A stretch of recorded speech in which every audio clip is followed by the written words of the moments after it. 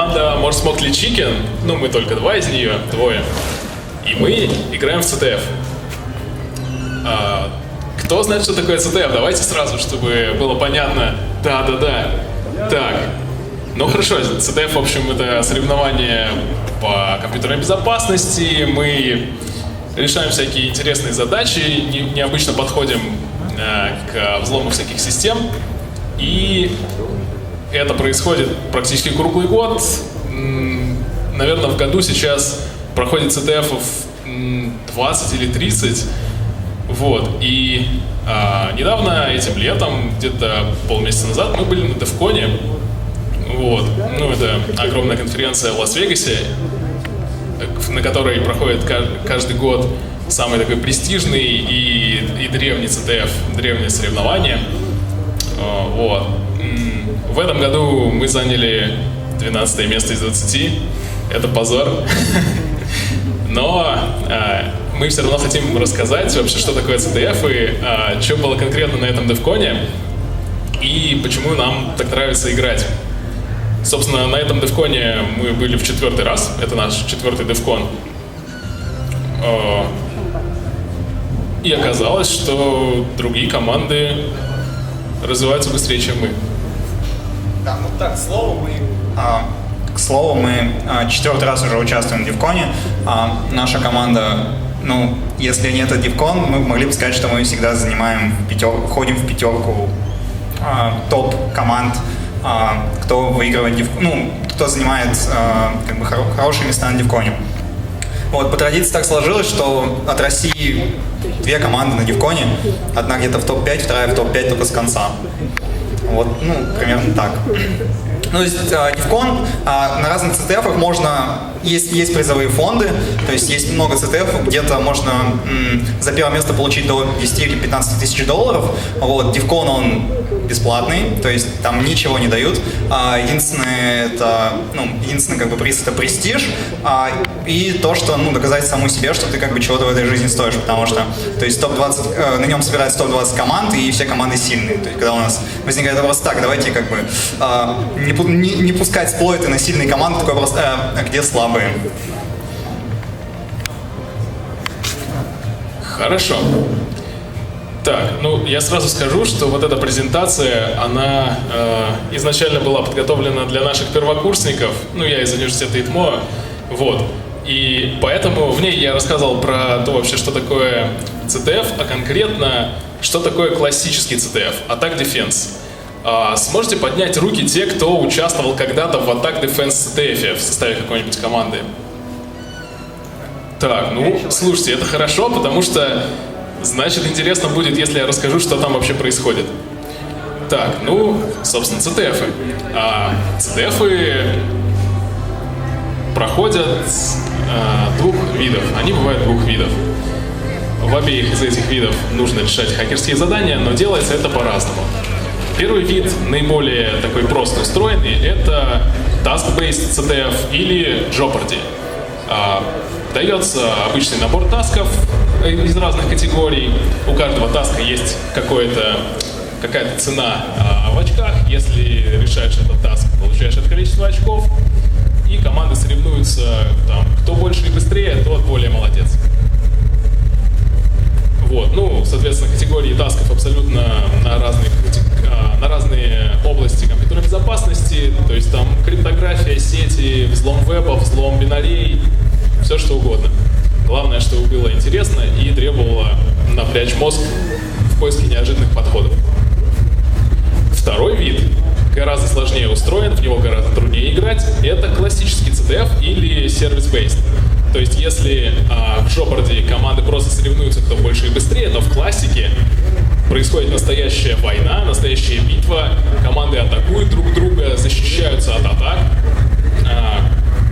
там поддерживают свои сервисы в рабочем состоянии, у них все работает, тут же все валится, они пытаются это чинить, пытаются параллельно патчить свои сервисы, чтобы другие их не прозохали.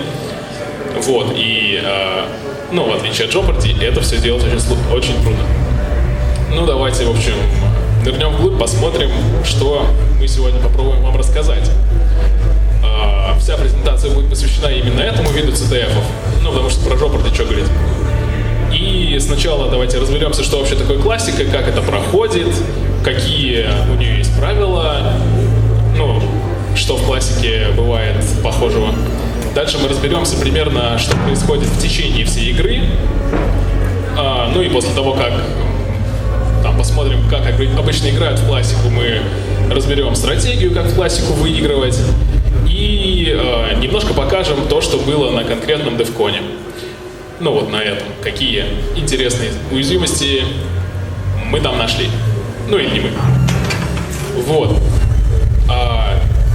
Поскольку эта презентация была уже давно подготовлена, здесь она не заточена под DevCon, потому что DevCon немножко отличается от других классических CTF. И я буду отмечать эти отличия. Эта презентуха построена так, что она покрывает самую классическую классику, которая только бывает. Сейчас все поймете. Так, давайте разбираться, что такое классика, что такое классический Attack Defense CTF. В классику играет несколько команд. Они находятся в одной виртуальной сети, либо в одной физической сети, если там, например, мы собираемся в одном помещении, да. Они все подключены в одну сеть, и в той же сети находится какая-то инфраструктура жюри. Значит, несколько команд и жюри. Давайте разберемся, что есть у команды. У команды есть собственный роутер, который отделяет от общей сети небольшую подсетку этой команды. В этой подсетке у нее есть ее игроки и некоторый сервер, который называется Wallbox. Это сервер, который, собственно, команды должны защищать.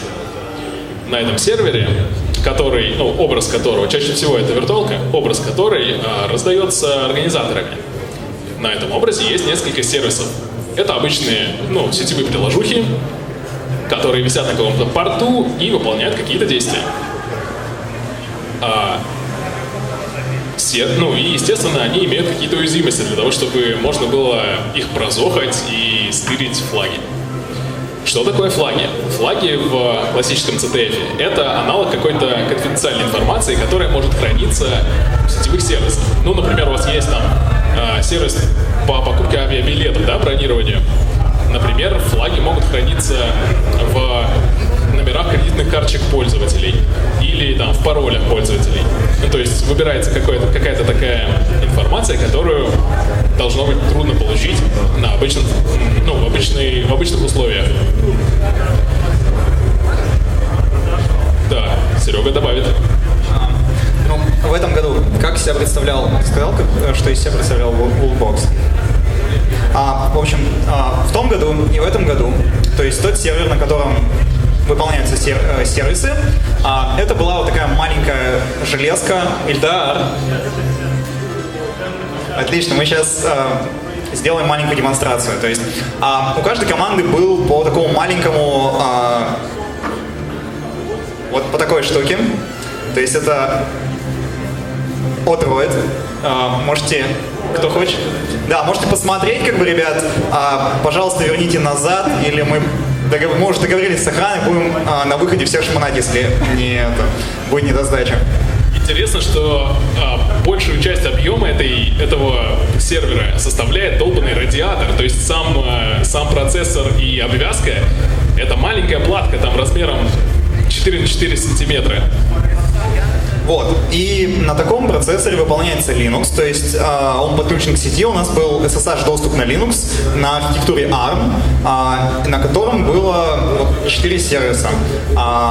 Все сервисы были бинарными, то есть у нас были просто бинарные файлы, которые не нужно было понять, что вообще происходит. Вот. Это было только 4 сервиса. И был еще пятый. Пятый сервис представлял из себя вот такую штуку. Вначале маленькое тоже такое представление. На Девконе уже сложилась традиция, входные бэджи — это не как вот у нас бумажки, да? То есть вход стоит на Девкон $200, в эти $200 входит вот такой вот бэдж, который из себя представляет стилизованную штуку с контроллером, с каким-то инфокрасным портом, может быть, кнопками. Можете также посмотреть. Вот. То есть каждый год они разные. Это вот в этом году был такой. То есть мы не нашли батарейки, это, не знаю, какой-то фейл на CC, ни у кого нет тут паяльника и батареек. Вот. То есть если его включить батарейки, как бы он работает, на самом деле бэдж из себя представляет маленький квест. Но это как бы не к CDF относится вообще к DevCon. Представляет себя маленький квест, а в этом бэдже, если его подключить к USB, можно как бы получить возможность, если нажимаешь на кнопочку, он USB по UART пуляет какую-то там строчку. То есть, если нажимаешь разные кнопки в разных последовательностях, он пуляет разные строчки. Можно эти строчки собрать, получится какой-то неосмысленный текст, это будет какой-то шифр, если его разгадаешь, в общем, ты можешь решить DevCon квест. Кто решает DevCon квест, тот как бы получает какой-нибудь приз. Да, но вообще, если отойти от CTF на DevCon, каждый год есть огромный вот этот квест, да, и бэдж из него только малая часть. Для того, чтобы собрать полную картину и дойти до конца, тебе нужно искать всякие запрятанные бумажки во всяких помещениях, расшифровывать надписи на полу, которые прямо внедрены в лого DevCon, да, бегать по всяким комнатам и слушать доклады. Вот, бэдж каждый год в этом участвует как-то. Вот, хорошо. Да, Серега начал про бейджи к тому, что... И вот, собственно, было на DevCon, был Linux-сервер на армии, было 4 сервиса, которые выполнялись на этом Linux, и был 5-й сервис. То есть организаторы раздают всем командам вот такой вот бэдж. Ты можешь его включить. Вот здесь. Вот. Вот такой вот бэдж, который из себя представляет DevBoard, на котором находится FPGA. На этот FPGA залита прошивка OpenMSP 430. У него есть радиомодуль. Вот. И там прошивочка реализует функционал типа SMS-обмена между командами. То есть каждая команда могла послать другой типа SMS-сообщения по этому радиоканалу. Вот. Собственно, задача этого бэджа была в том, чтобы нужно было сдампить эту прошивку. Это было несложно, там уже был весь функционал. Найти в прошивке уязвимость, заэксплуатировать уязвимость в MSP 430, выполнить shell-код на чужом бэдже и отправить там был маленький кусок флеш-памяти, который хранил для каждой команды флаг. То есть нужно было выполнить код на чужом бэдже, чтобы сделать так, чтобы чужой бэдж отправил тебе назад по радиоканалу флаг. Вот, собственно, такие вот придумывают задачи организаторы. Давай дальше. Давай. Хорошо. Такие сервисы были на этом DevCon. И да, Серега в конце расскажет, какие там были баги. Я просто продолжу про то, какая обычно бывает классика, какой атак дефенс. Так, насчет флагов я сказал, что это аналог некой секретной информации, которую нужно воровать. И, физически они представляют собой просто вид какой-то рандомной строчки. И формат флага обычно заранее известен, чтобы команды могли распознать, получили они флаг или просто какой-то трэш. Интересно, что каждый сервис, по сути, представляет собой некий key value storage, то есть какой-то алгоритм, в котором обязательно присутствуют функции поставить флаг и забрать его обратно.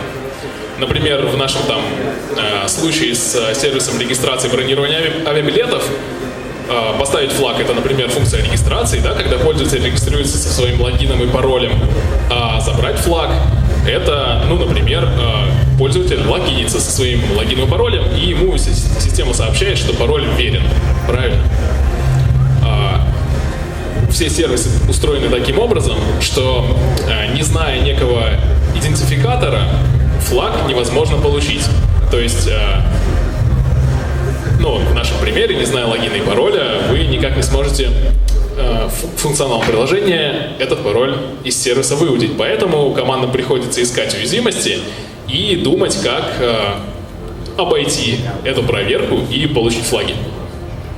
При этом на DevCon, и это довольно странно, Организаторы довольно давно отошли от такого принципа.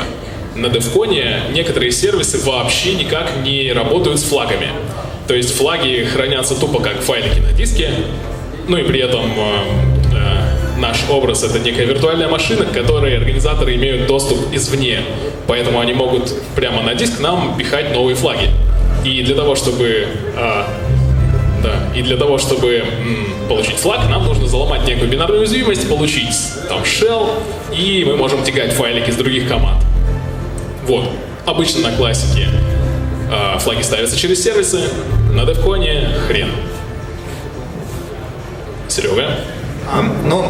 Собственно, про то, какой у нас есть доступ на этот Linux. То есть есть CDF, где у тебя полноценный Linux-бокс, есть полностью root, и ты можешь вольно делать все, что угодно. Ребята на DevCon, кто организовывает, они далеко не дураки, то есть они понимают, что если есть доступ root, ты можешь извернуться очень сильно в защите, поэтому на DevCon CTF у нас есть пользовательский доступ. То есть у нас есть доступ к основному пользователю CTF и доступ к пользователям для каждого. То есть каждый сервис, он под своим пользователем. То есть они не имеют права читать файлики друг друга. Вот. Но рута у нас нет. Рут есть у организаторов. То есть организаторы в любой момент могут зайти на наш сервер и посмотреть вообще, что происходит. То есть что мы там делаем с сервисами, как мы их защищаем. Вот. И в таком духе. То есть это нужно для того, чтобы исключить нечестную защиту, да? То есть, когда, например, если сервис довольно простой в плане протокола, можно просто взять, написать быстренько, у кого очень хорошие скиллы программирования, взять быстро написать такой же протокол без уязвимости или на питоне, где нет бинарных уязвимостей, и все, то есть симулировать работу сервиса, и таким макаром переписать. Вот, то есть организаторы пытаются, всячески это пресекают. То есть основная задача DevCon — это берешь бинарный файл, дизассемблируешь его, понимаешь логику работы, ищешь уязвимость, пишешь эксплойт к этой уязвимости, пишешь бинарный патч к этому сервису. Вот. Ну что, давай дальше. Давай.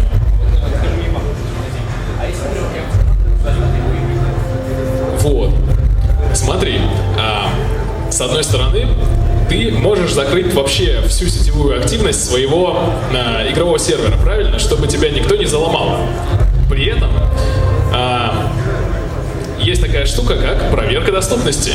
То есть легитимные запросы должны правильно твоим сервисом обрабатываться. За это отвечает жюри. Немножко забегая вперед, я об этом сейчас расскажу, но по сути, если ты обрубишь некий функционал сервиса или просто выключишь его полностью, то ты будешь терять очки за то, что у тебя он не работает. Здесь все продумано. Ну хорошо, давайте, в общем, мы разобрались, чего есть у команды, что есть на вулнбоксе, да, на образе, который защищает и атакует команда. Защищает у себя, конечно, атакует у других. Давайте разберемся, что есть у жюри. У жюри есть огромный сервак, и это гейм-сервер. Он обслуживает всю движуху, которая происходит в процессе игры. Гейм-сервер отвечает за движение флагов. Для этого у гейм-сервера, во-первых, есть чекеры. Под каждый сервис написан свой чекер. Какой-то скрипт, который общается с сервисом по сети, используя его протокол. Что умеет делать чекер? Во-первых, он умеет класть флаг на сервис. Каждые несколько минут чекер обращается на каждую команду и ставит ей новый флаг. При этом вторая вещь, которую делает чекер, это он проверяет предыдущий флаг. Он запрашивает сервису, запрашивает у сервиса, есть ли у него такой флаг, и сервис должен ему ответить. Собственно, именно таким способом организована проверка доступности сервиса. Если какой-то из этих этапов обломался, если сервис либо не смог поставить флаг, либо не смог отдать старый, то вы теряете защиту. Следующая штука, которая есть у жюри, это принималка флагов. Сюда команды сдают просто стыренные флаги с чужих команд, правильно? Чтобы получать очки за атаку. И, естественно, у жюри есть скорборд. То есть таблица результатов, которая отражает текущее положение дел в классике. Ну, тут, если посмотреть, видно, сколько у команды очков, плюс разбивка по категориям разным. Видно, в каком состоянии у команды сервисы. Ну, понятно, up — это сервис работает, все в порядке с ним. Down — тоже абсолютно понятно, он просто выключен, чекер не смог к нему подконнектиться. Ну и плюс есть еще два таких промежуточных состояния. Это Mumble, сервис мямлет, то есть чекер не смог найти с сервисом общий язык. То есть он, например, принял его подключение по порту, но оказался не способен поддержать протокол. Так? И есть Corrupt, когда сервис забыл про установленный ему флаг. Чекер спросил у него: дай-ка флаг с таким айдишником, а сервис ему, короче, не дал. Вот. Скорборд. С помощью скорборда команды могут отслеживать, как они перформят, короче, в классе. Ну, то есть этот скорборд был не совсем с DevCon, это был с RootCTF, насколько я помню. Просто тут очень как бы лучше показано, что вообще у команд есть, то есть он просто нагляднее. То есть на DevCon выполнен другой цветовой гамме и название команд другие. Вот, собственно. Теперь давайте поговорим о том... ну, Влад продолжит или... Окей, я вас не помню эту часть. Про то, как, собственно, вообще циркулирует игровая логика. То есть самое главное в игре — это флаги, то есть аналог какой-то конфиденциальной информации. То есть игра, по сути, ведется не за то, что сколько взломать или что-то еще сделать, задача ведется за то, чтобы заполучить флаг. То есть в начале жюри расставляет все флаги на вулнбоксы во все сервисы. После этого у нас есть... что это? Да, у нас есть два варианта. Ну да, ладно, окей, давайте я расскажу. В общем, после того, как флаг оказался на сервере команды, есть два варианта. Либо сервис, на который поставили флаг, проэксплуатировали, с него притырили. Ага. Ну, я заберу, да, спасибо. Ага, круто. Короче, либо его притырили и сдали на сервер жюри, правильно?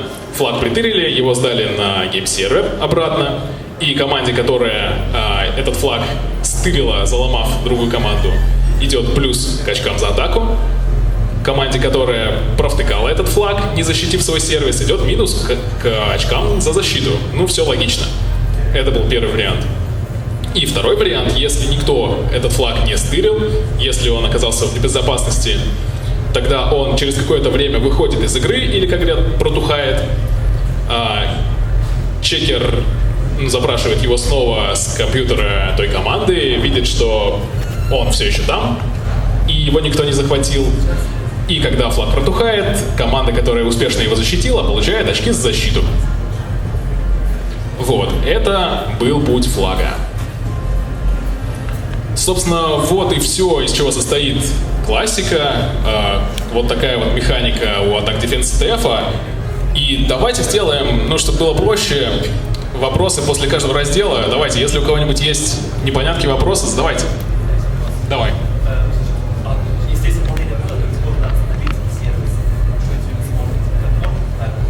Да, если есть выполнение кода, то ты можешь, например, поубивать процесс, который обслуживает этот сервис. На этот счет, расходятся правила. На некоторых CTF-ах так делать можно. И считается, что если тебя заломали, то ты сам виноват. То есть патчись, и тогда у тебя не будет сервис падать.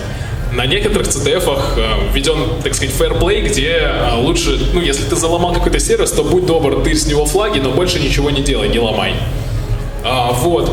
Интересно, что на DevCon ты так сделать не смог бы, потому что сервисы запускаются через inetd, который висит от рута и принимает коннект, запускает сервис и меняет у него пользователя. То есть остановить работу сервиса, заломав какой-то сервис, ты не смог бы. У кого-то еще был вопрос? Окей. Давай. Ты имеешь в виду журейское? Ну вот Серега уже хочет вырвать микрофон, рассказать, наверное, про позапрошлогодний. Да.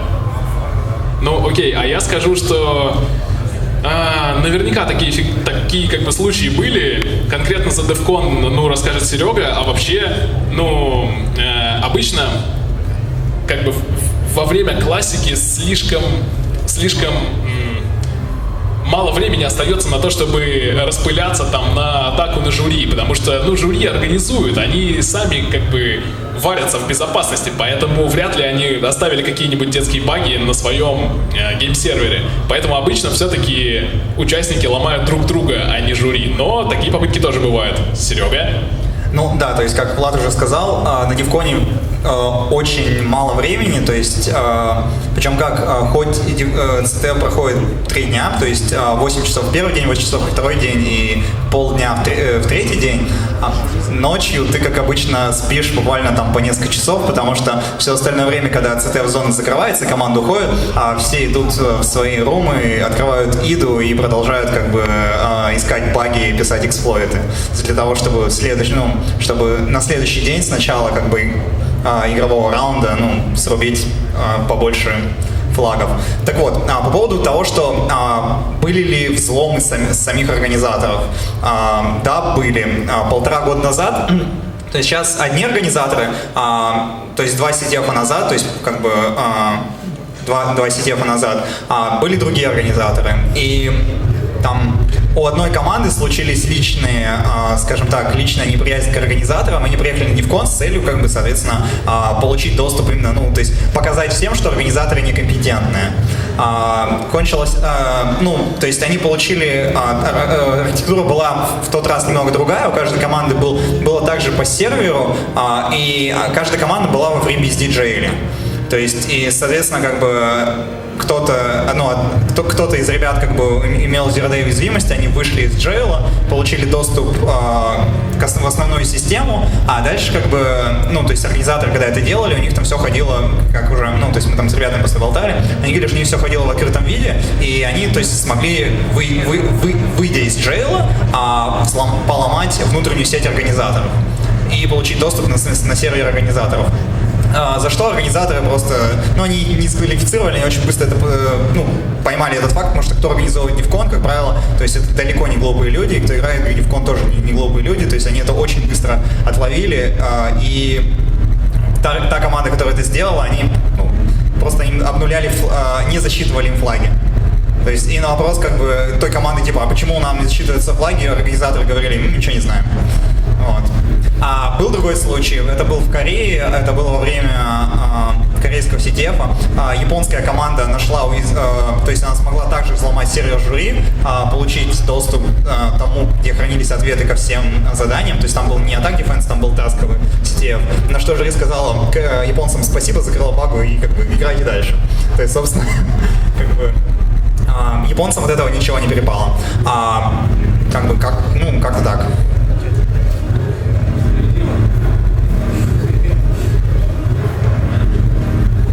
Давайте дальше. После того, как мы разобрались, какая у Attack Defense CTF механика, давайте разберемся, по каким правилам, собственно, вы можете получать очки. В самом общем виде категория очков на Attack Defense CTF будет 4. Но, естественно, на DevCon все не как у людей, и я об этом скажу.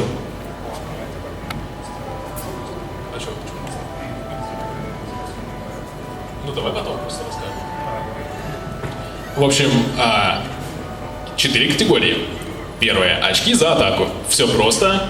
Каждый флаг стыренный у другой команды приносит вам +1, грубо говоря, очко за атаку.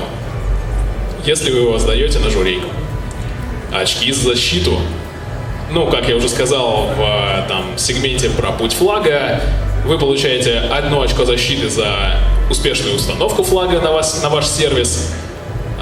Так проверяется доступность на сервиса на прием флагов.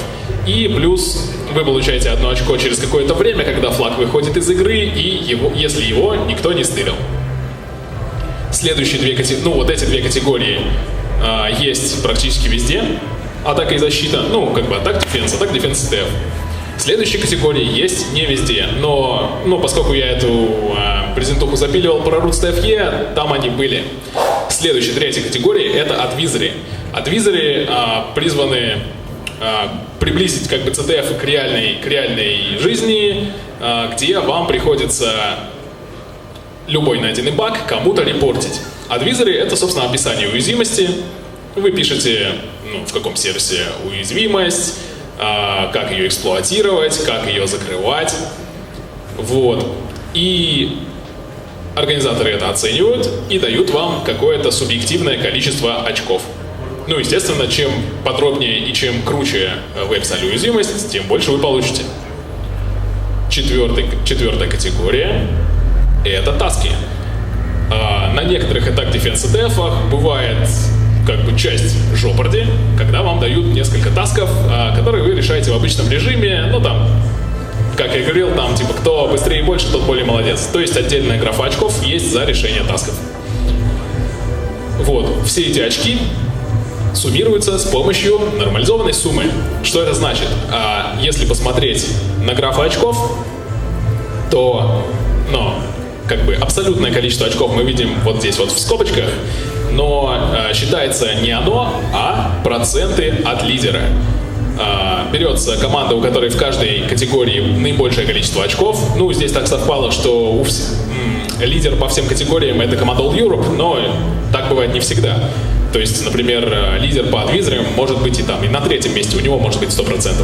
Ну, короче, очки в каждой категории нормализуются по процентам, эти проценты складываются и опять же нормализуются. Таким образом получается финальный рейтинг, по которому сортируются, собственно, лидерские позиции команд. Вот. Да, интересно, что на DevCon, опять же, все не как у людей, и очки считаются по-другому. Серега сейчас расскажет, как. То есть ребята, которые делают DevCon, они отказались от такой системы, как Advisory, потому что, то есть если жюри оценивает как-то субъективно, есть человеческий фактор. То есть тут, чтобы не было никаких вопросов, то есть чтобы все было беспристрастно. И еще команды ужасно не любят Advisory, потому что это лишний геморрой, и нужно выделять человека, который будет тупо фигачить текст, а это неинтересно, нужно ломать. Да.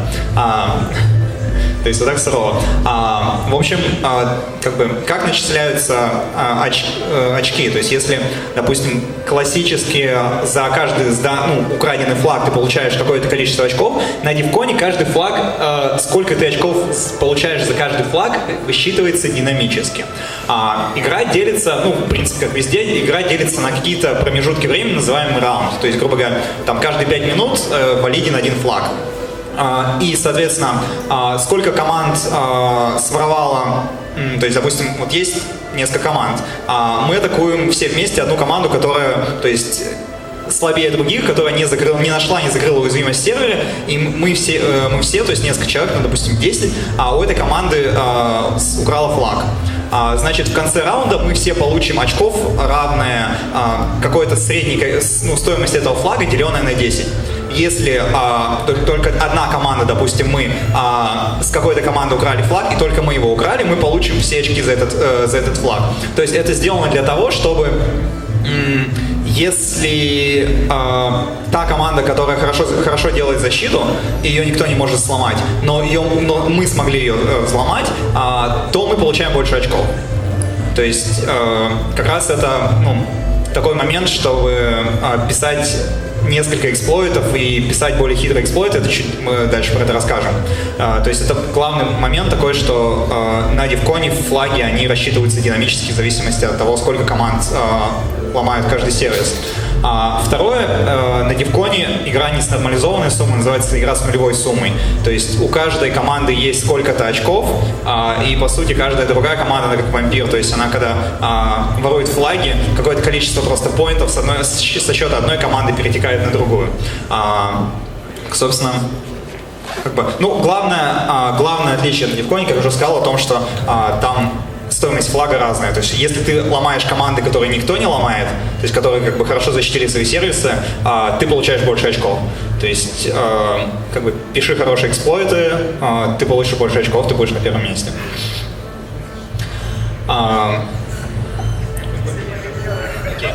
Окей, значит, как вообще идет... что есть вопросы про расчисление очков. Да, есть вопрос. Да. А каким образом вычисляется замещение всех командных монстров? То есть за него больше очков получается? Как я уже сказал, то есть у каждого есть, на Дивконе есть флаг у сервиса, а у каждой команды в течение раунда валиден флаг. И в течение этого раунда, кто этот флаг успел утащить, очки за этот флаг, они делятся между теми, кто успел утащить. То есть утащил 10 человек, каждый получил по 1/10. Утащил один, он получил все очки. Если говорить прямо в терминах цифр, то на Девконе играет 20 команд, каждый флаг стоит 19 очков. То есть, во-первых, если команда защитилась успешно, она получает 19 очков защиты, то есть если у нее никто не стырил. Если какая-то одна команда притырила этот флаг у другой команды, она получает плюс 19 от той команды, у которой она его стырила. Если этот флаг стырили две команды, то каждый получает поровну. 19 очков делятся на 2.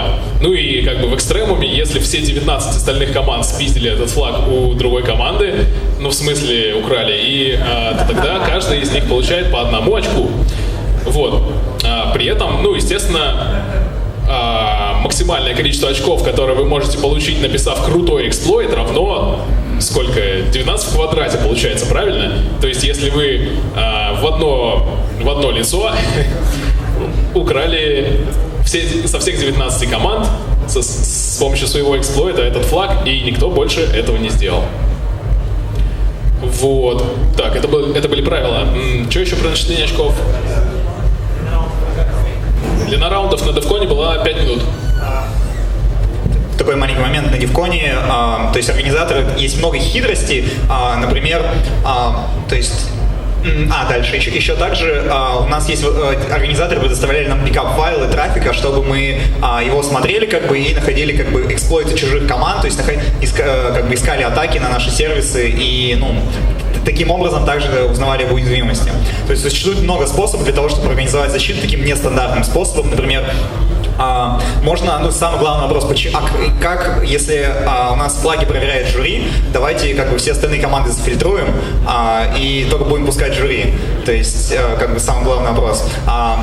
Организаторы делают так, они делают такой типа трафик-миксер, что ты видишь трафик, как будто бы от тебя, от случайной команды приходит, то есть случайное соединение. То есть и жюри маскируется под трафик любой из команд. То есть это реализовано обычным натом.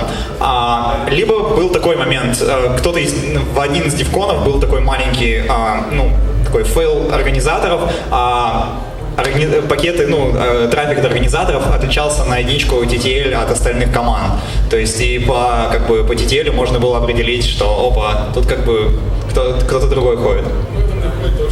Но это потом брали. Кстати, возвращаясь к вопросу по поводу, можно ли сломать инфраструктуру, на одном из дивконов была уязвимость в том, что там были Cisco-свитчи, в которых был включен DTP-мод, и то есть можно было переключить порт свитча в транк и слушать пакеты из всех виланов. То есть, много сильно этого не давало, то есть мы просто могли слушать атаки, слушать трафик, который шли ко всем командам. То есть... А поскольку на Девконе флаги ставятся не через сеть, а изнутри виртуалок, мы не могли получить все флаги из игры. Мы могли получить только те флаги, которые другие команды тырят с кого-то. Да. Как я понял, в Девконе права не даются, но те, как его просить, права продаются. И почему, например, нельзя было банально перехватить через бэкап трафика и написать у себя рядом свой демон, который бы адекватно себя мог. То есть это будет нарушение правил? В смысле, демона, который реализует тот же самый сервис? Да, допустить его рядом и просто перенажать. Да. Нарушение правил? Нет. Тут зависит от того, если организаторы придут, не придут. В этом году организаторы Дивкона, они примерно говорили так: окей, мы понимаем, что все из вас довольно шаристые ребята, кто-нибудь да как-нибудь вывернется для того, чтобы сделать защиту таким каким-то нестандартным способом. И организаторы, они подходили к таким вопросам. То есть тут был человеческий фактор. Если они полили То есть они проверяли каждый сервер команды, что там вообще происходит. Если они находили какой-то такой нестандартный способ проведения защиты, они оценивали, окей, типа, насколько это круто было реализовано технически. То есть если команда сделала что-то, короче, очень там, очень крутое, вложила в это как бы, ну, свои силы там в течение года, наверное. То есть они говорили, окей, тогда дадим команде там, в течение, ну, там, пусть полдня они как бы этим попользуются, после этого придем, скажем, типа, так нехорошо, выключайте. Вот. То есть если команда делала какую-то тупую фигню, как бы, то ну, то есть очень банальную лобовую, то как бы, ну, организаторы говорили, типа, ну, выключайте. К слову, по поводу, как бы, российских CTF-ов, наш самый-самый-самый-самый первый CTF, который проходил много лет назад на Урале, в городе Екатеринбург, мы выиграли тем, что просто по ошибке организаторов сеть была на хабах. И, то есть, как бы... Просто вся наша атака заключалась в том, что мы вывод из спидампа переправили на греб и по регэкспу искали все флаги. По-моему, мы также, короче, и в одной командной строке пайплайном отправляли через надкат в журейку. Вот, собственно. Еще есть вопросы? Давайте пойдем дальше. Давайте перейдем к тому, как, собственно, идет со стороны времени DevCon, то есть... Когда начинается игра, у команд есть 1 час для того, чтобы подготовиться, то есть выдаются как бы аксесс к серверам, но все серверы в сети, они как бы не подключены друг к другу. То есть у вас есть эксклюзивный доступ к серверу, вы можете, ну, это как бы сделано насчет того, что если кто-то очень смелый, ловкий, умелый, нашел там за 10 секунд, нашел уязвимость, либо какой-то косяк конфигурации, он как Чак Норрис сразу, короче, заломает все остальные команды, когда те еще, ну, просто банально не успели до этого дойти, посмотреть, как бы. То есть час дается на то, чтобы вы могли в таком немного расслабленном варианте, то есть не опасаясь того, что вот прямо сейчас вас уже начали взламывать, как бы осмотреться, продумать, что делать и организовать. Да, организовать защиту, поменять дефолтные пароли. Например, на WCTF была такая ситуация сколько-то лет назад. Выдали серверы, и они все были подключены. Пароль был на каждый сервер у команды одинаковый. И все серверы были в одной, как бы, они были подключены к сети. То есть, собственно, несколько команд. Организаторы потом ходили и негодовали, как бы, кто это мог быть. Несколько команд, они просто зашли на все сервисы, на все сервера других команд и поставили бэкдоры просто в первые там, пару минут игры. Вот так. То есть после этого организаторам пришлось перенакатывать образы на виртуальную машину. Вот, собственно, DevCon. То есть вначале дается час на то, чтобы вы смогли осмотреться, сделать защиту, поменять дефолтные пароли и все остальное. После этого идет 8 часов игры. Довольно по-человечески, вас никто не заставляет сидеть 24 часа. Есть CTF, где CTF идет 24 часа нон-стоп, у вас нет времени спать. Если вы хотите спать, вы можете идти спать, но как бы люди обычно этого не делают, потому что азарт, жажда, как бы победа, она дает о себе знать. После этого этих CTF чувствуешь себя как выжатый, не то что выжатый лимон, а то есть ты как бы сутки не спал, работал головой, и ты полностью становишься неадекватным. Это было в Корее, такая забавная ситуация. Мы выиграли CTF, как раз 24-часовой. И после этого нас повели на званый ужин. То есть там был какой-то, по-моему, премьер-министр, там был этот МОС, организатор DevCon, самый главный, и там был то ли премьер-министр Кореи, как бы, то есть ужин, он действительно был как бы... Да, то есть там ужин был довольно-таки официальный, там были какие-то шишки Южной Кореи, как бы, вот, и мы такие немытые, не понимающие вообще, что происходит, как бы, и вот, на DevCon немного, как бы, все цивилизованнее, то есть у вас есть 8 часов, после этого после 8 часов, когда день заканчивается, сеть выключается, все команды, как бы имеют свое свободное время, то есть они как бы могут идти поесть нормально, поспать, принять душ, ну, естественно, ночью пореверсить. На следующий день все начинается точно так же, то есть есть час на то, чтобы развернуть сетап, то есть как бы поставить все свое сетевое оборудование, настроить, проверить, и потом начинается игра опять 8 часов. Вот, собственно, вот такая есть... Влад, ты расскажешь про это дело? То есть я могу тоже рассказать, но, по-моему, у тебя... Да, ну, смотрите, кто вообще, так, отвлеченный вопрос, Я добавлю после этого как бы такие ключевые моменты, просто это изначально делал Влад, я знаю, что это к чему, но у него есть клевая картина о том, как, собственно, начисляются очки, и это такой как бы перформанс того, как вы будете, то есть как вы будете ломать, то есть как вы будете получать очки во время сетепа. Ну да, я как бы могу рассказать примерно, как будет выглядеть процесс начисления очков во времени, так? Собственно, что я там говорил-то? Да, я хотел задать отвлеченный вопрос. Кто вообще знаком с электронной музыкой? Кто-нибудь, может быть, делал там, знаком с синтезаторами и всем таким? Вот. Один человек. В общем, хорошо. Те, кто знаком, знают, что есть такая штука, как ADSR огибающая. То есть у вас есть какой-то звук, какая-то нота, и для того, чтобы симулировать натуральное звучание, при нажатии, грубо говоря, клавиши, то есть для того, чтобы проиграть эту ноту, вам нужно ее, например, громкость как-то менять во времени. Обычно используется ADSR, который состоит из атак, нарастания амплитуды, дикей, небольшого спадания после первого нажатия клавиши, состейна, то есть времени, которое нота звучит, пока нажата эта клавиша, и релиза, некого затухания в конце. Примерно такая же хрень подходит и под ситуацию, когда вы нашли новую уязвимость в CTF. Выглядит это примерно вот так. Нет, не так. Давайте представим, что вы нашли новый эксплойт на классике. Написали и ломайте другие команды. У вас сразу же получится некий прирост очков, потому что вы заломали много команд, и с каждой из них придырили флаги. Дальше некоторые продвинутые команды, которые анализируют ваш трафик, будут постепенно патчиться. У них это занимает небольшое время, и это будет наш decay, то есть это уровень, который будет спадать практически сразу. После этого у вас прирост флагов останется на каком-то уровне и будет потом медленно спадать, пока команды тормоза разберутся, как работает ваш эксплойт, и тоже начнут патчиться. И, соответственно, уровень состейна и всего остального зависит от крутости вашего эксплойта, насколько он универсален, пробивает ли он много команд, и насколько он обфусцирован, насколько трудно разобраться, как он работает. Давай секунду.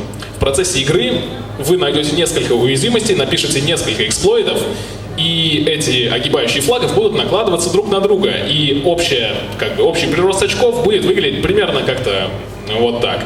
И если взять от этого интеграл, то есть посмотреть абсолютное значение ваших очков, то получится примерно такая картина. То есть с резкими скачками в момент нахождения эксплойта и затуханием постепенным через какое-то время.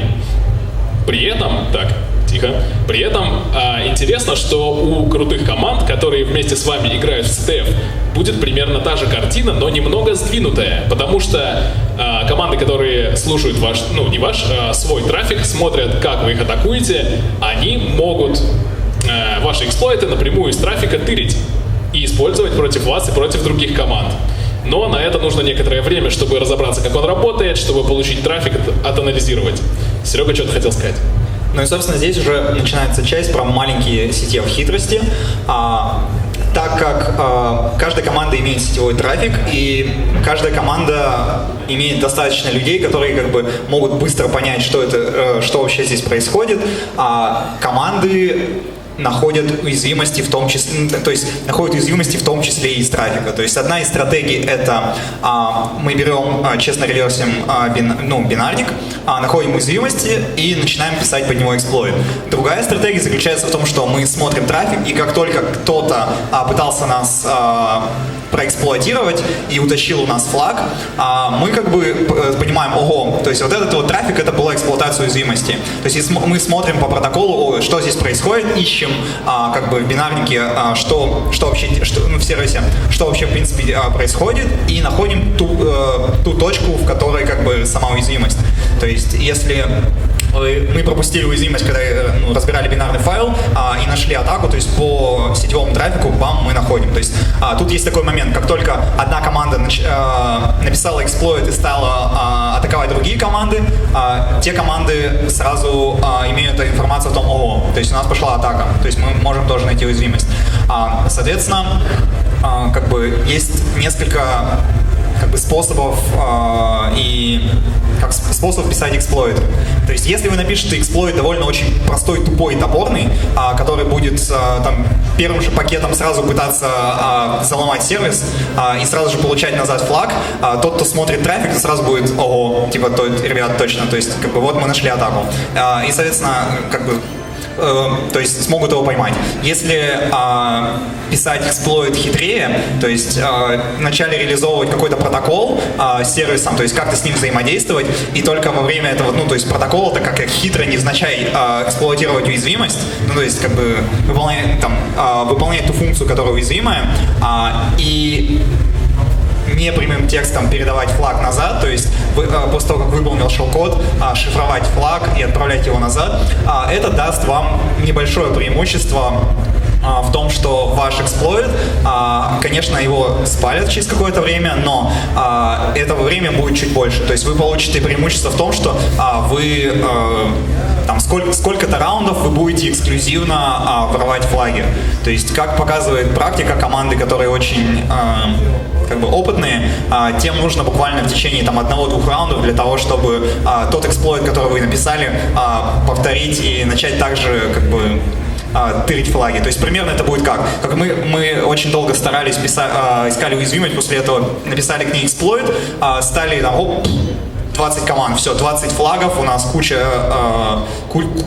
большой прирост наших очков, прошло 2 раунда, мы получаем в 2 раза меньше. Одна команда, уже среагировала и стала, написала такой же, они, по сути, просто сделали реплей трафика и стали, также ломать другие команды. Прошло еще 4 раунда, уже в 3 раза меньше, потом в 5 раз меньше. То есть, и с помощью того, что мы не подумали, а написали очень такой топорный эксплойт, мы, наш перформанс, он не очень-то то есть мы не получили такого большого прироста флагов, как, например, если бы мы потратили, допустим, на полчаса побольше и сделали бы эксплойт похитрее. Да, вопросы? Можно еще, в принципе, слачивать вообще хрень, мусор для того, чтобы запутать людей. Да, в том числе, когда начинается DevCon, начинается DOS. Организаторы запрещают досить прям физический канал, но это нормальная ситуация, когда то есть мы дальше перейдем к тому, какие инструменты используются во время CTF. То есть один из инструментов — это просто генератор мусора, когда мы, например, закидываем просто какими-нибудь банальными шелл-кодами в порт других команд, именно для того, чтобы команды тратили больше времени на анализ. То есть тут всеми способами, с помощью каких-то инструментов автоматизируй рутину и дальше делай так, чтобы команды, то есть, говнякать командам, в принципе, это нужно для того, чтобы получить преимущество. То есть это все-таки игра. Да, еще вопрос. Я хочу добавить. Я просто хотел добавить, что мы так не делаем, не знаю, это на самом деле грязный трюк, мне он не очень нравится. Интересно, что на DevCon это делают сами организаторы, то есть они вместе с легитимными проверками сервисов подключаются раз по 100 в каждый раунд и срут всякими шелл-кодами, то есть на которые, по идее, должен зацепиться глаз аналитика. Но на самом деле это довольно легко отфильтровывается. Да, еще вопросы.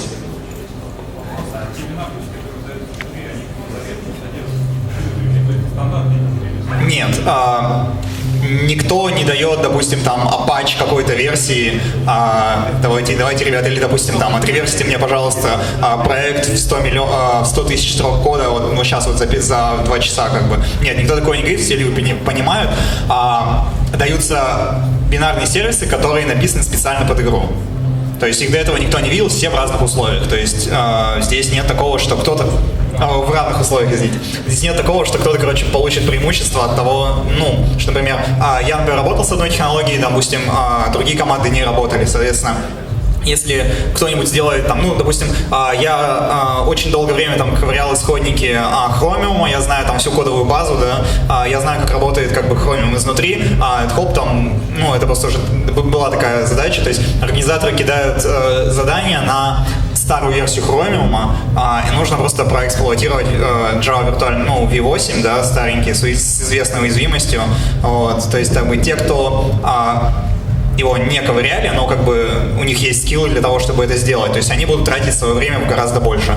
Те, кто как бы просто знает, как устроен Chromium, сделают это буквально там за пару часов, и как бы, то есть это уже будет такой дисбаланс. То есть во время... Да, то есть это как бы пример такой плохой организации, а на DevCon все стремятся сделать максимально честно. То есть, да. Да, интернет есть, то есть вас никто не... Это идиотизм полный, когда как говорят, вот вам изолированная система, вы же хакеры, как бы, вы, ребята, должны сломать все прям мыслью. То есть нет, такого идиотизма нет, как бы, ну, то есть Google, по-моему, неотъемлемая часть личной жизни каждого человека. Да, отлично. Тогда, если придет извне атака, то есть во время вот этого DevCon, извне какая-нибудь атака придет. В смысле, если кто-то там обойдет NAT, который вам дали организаторы, и пролезет через NAT и заломает вас? Ну, вы же в интернете. Ну, окей, но это зависит, но это уже как бы, то есть, вот почему мы сейчас все подключены к интернету, нас тоже также могут атаковать. К слову, по поводу, как бы, что взломали, нет, так прям такого не было, что из интернета. Это был DevCon, там есть немного другая вещь. Что ты хочешь сказать? Просто... Ну, если ты знаешь, как устроены сети, просто у тебя есть исходящий доступ в интернет, а интернет к тебе пролезть может очень условно, потому что трафик от тебя будет проходить через несколько узлов, и, ну, для того, чтобы... Да, ну блин, а зачем ему это делать? Как бы он же не играет, он даже не знает, что там за сервисы. Но обычно таких злоумышленников просто нету в сети. Те, кто что-то ломает в интернете, они все-таки затачиваются под известные уязвимости в распространенных сервисах. Ну да. Ну, собственно, как бы, если вас пытаются поломать через интернет, это ваша проблема, а не проблема организаторов. И это как бы некий уникальный случай. Блин, было бы интересно на самом деле посмотреть, как какой-нибудь чувак такой у нас насканил, ух ты, ё-моё, DevCon идет, что-нибудь заломал.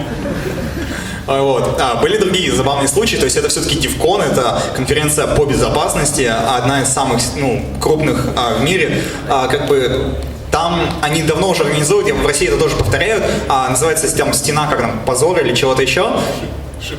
Wall of Ship. Стена овечек. Да, то есть стена овечек, как бы те, кто не могут себя защитить, как бы делают глупые вещи. Может быть, Влад сейчас покажет. Окей. То есть овцу нам сейчас не покажет. В общем, смысл такой. Во время DevCon есть Wi-Fi, который открытый. Если ты к нему цепляешься, разумеется, все твои данные ходят в открытом виде. И кто угодно, кто имеет сетевую карту, может также слушать трафик. Вот, и на этой стене размещается, то есть у тех, кто организует DevCon, у них есть снифер, большой глобальный, который выдирает пароли из всего сетевого трафика, который ходит, и он постит их на эту стену. Ну, собственно, на House Construction мы такое делали, когда было вот несколько лет назад. Да, по-моему, 2 года не было, а до того такое делал. То есть сколько-то лет назад, очень был большой, по-моему, лет 6, что ли, назад, большой House Construction, когда я тут первый раз появился. То есть тут также была такая стена, как бы, но это такой способ немного попугать людей. Собственно, как бы DevCon, там далеко все, как я уже сказал, не глупые люди собираются. 2 года назад был такой случай, то есть, как я уже сказал, на DevCon стабильно 2 русские команды проходят. Вот. У второй русской команды они подключились к интернету как раз таки через открытый Wi-Fi. И они пользовались таким сервисом, как Rizoma, который и ходили к нему по HTTP. И в этом сервисе они просто, ну, то есть, кто не знает, Rizoma, кто не слышал про Google Wave? Окей, ну то есть Google Wave, он как бы умер, а Rizoma — это те русские ребята, которые делают очень клевую штуку, они пытаются как бы, ну они его как бы сделали свою реализацию ну, как бы по тем же самым принципам. То есть это такой сервис коллективной работы, он очень удобный, как бы мы тоже его пользуем, такая была 5-минутка рекламы. Собственно, ребята, они пользовались этим сервисом, но они ходили по HTTP, и они писали как бы все данные как бы там, в открытом виде, в том числе пароль для своего вулнбокса. То есть какая-то из команд, недолго думая, то есть она это заснифала, нашла, попали к ним на сервер, и просто все флаги массово как бы с них тянули. То есть сколько-то там раундов одна команда тянула все флаги с другой команды и получала как бы большое преимущество от этого. А вот вопрос, кстати, насчет удаленно ломать из интернета, понятно, что это нереально, а вот удаленно помогать, то есть, по идее, ведь ничего не мешает вам там, опять же, делиться. Таким образом, информация, как вы описали, часть Ничего не мешает, как я уже... поднять VPN наружу, и там будет сидеть где-то 100 человек, там, в курсе вас, да, в общем-то... Ничего не мешает, но каким-то чудом китайская команда еще не выиграла. Но был другой случай 2 года назад, как раз в тот момент, когда таким чудесным образом поломали тотально вторую русскую команду. Кто победил? Победила команда, их было 80 человек. Вот. К слову, команда, которая победила в том году и в этом году, их там человек, может быть, 8, и то есть, как бы, это не означает то, что как бы толпой вы все как бы сможете, не знаю, завалить одного бегемота. Что? Коммуникации между игроками страдают. Именно поэтому. Ну, общения нет. Ну да, то есть как бы, то есть если вы берете, вот как в StarCraft кто играл, то есть если вы берете там зергов самых таких тупых, как бы армию, да, то как бы там один космический корабль, который летает, и к нему подобраться не могут, но все равно всех разнесет.